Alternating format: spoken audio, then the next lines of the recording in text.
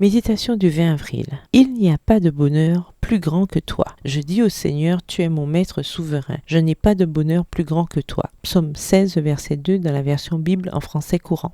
Il y a quelques années, j'ai organisé un projet particulier qui a demandé des mois de planification. L'un de mes chefs, appelons-le Jean, a attendu que je finisse tout le travail pour m'avertir que ce serait lui qui se chargerait de la phase pratique. Ce serait lui, le visage du projet. De mon point de vue, ce qu'il voulait dire, c'est que je ferais tout le travail et que lui récolterait les applaudissements. Son attitude m'a beaucoup dérangé. Cependant, je me suis dit que ma contrariété était plus due à sa manœuvre malhonnête qu'à la personne qui recevrait les lauriers. Quelque temps après, quand j'ai commencé à travailler pour une autre entreprise, je me suis rendu compte que les lauriers avaient pour moi plus d'importance que je ne voulais l'admettre. Travaillant encore avec des gens différents, je faisais mentalement une sorte de décompte du nombre d'applaudissements que chacun recevait. Bien qu'il soit bon que notre travail soit reconnu et que ce soit important pour notre progression professionnelle, mes calculs mentaux n'étaient pas uniquement liés à cela. Ils étaient aussi liés à l'entretien de mon orgueil. Il est difficile d'élucider les raisons pour lesquelles cela nous dérange que les autres ne reconnaissent pas nos efforts. Essayons-nous de défendre notre source de travail ou notre orgueil. Parfois, il m'est difficile de voir la ligne de démarcation entre l'un et l'autre. Je suis tentée d'aller d'un extrême à l'autre, comme un balancier, défendre mes doigts à tout prix ou me taire complètement pour me faire bien voir. Certes, il y a quelqu'un qui peut me dire quelles sont mes véritables motivations. Si je le lui demande, Dieu me montrera si mes réactions coulent du fleuve contaminé par l'orgueil ou non. Dans son livre Praying Life, une vie de prière, Paul Miller fait ce commentaire. Lorsque